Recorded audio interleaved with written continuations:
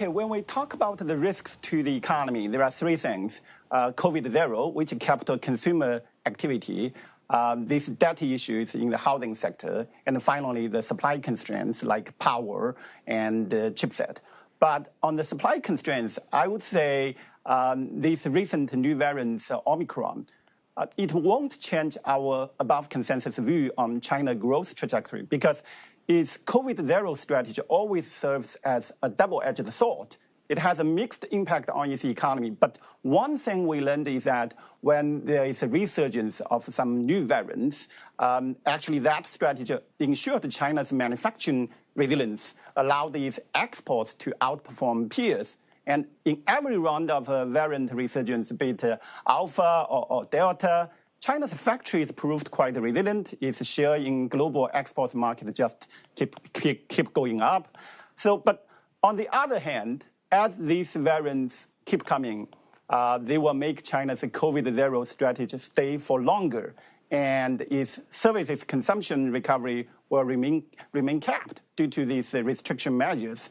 But that's largely in everyone's forecast model now. So taken together, I don't think the new variant will change the growth trajectory of China in any meaningful way.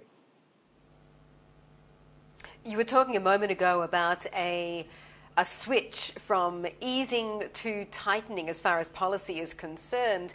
Will that easing likely be a three-pronged approach, i.e. monetary policy easing, maybe RRR cuts, as well as lightening up on the regulatory crackdown? I think the easing will be broad-based, including on cyclical policy like monetary and fiscal easing, as well as the regulatory reset. The reset is going to shift to a more institutionalized, more predictable stage. That's usually the pattern of China's major regulation reset. Year one, the first year, is always a bit abrupt, uneven communication, not well coordinated.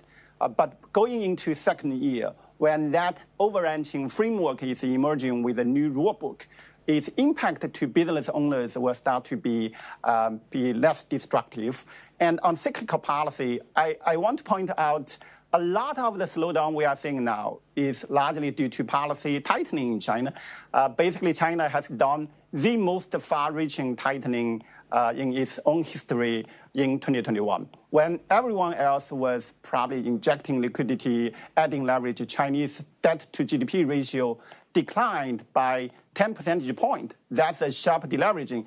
Of course, in many ways, it became over-tightening in recent months. That's why they need to reverse some of the policy. But in the past, they have never been doing deleveraging for 2 years in a row. If they did too much in year one, going into year two, there will be some modest easing, stabilizing the debt-GDP ratio. So we expect fiscal easing, tax cut, pro-consumption measures, as well as a green investment push to bring growth back on track. Hi, I'm Emily Tan, and thanks for watching CNBC. You can check out more of our videos by clicking on the boxes on the screen, and don't forget to subscribe to the channel for more. Thanks for watching.